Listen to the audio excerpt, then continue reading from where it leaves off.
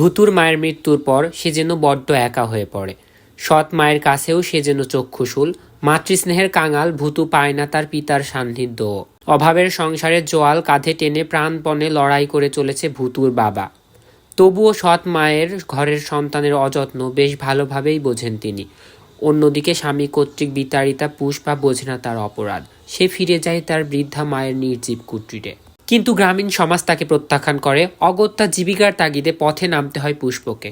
ভাগ্যের ফেরে তার ঠাঁই হয় শহরে গণিকালয়। যুবতী পুষ্পের অন্তরে আন্দরে সর্বদা সুপ্ত থাকে মাতৃত্ব।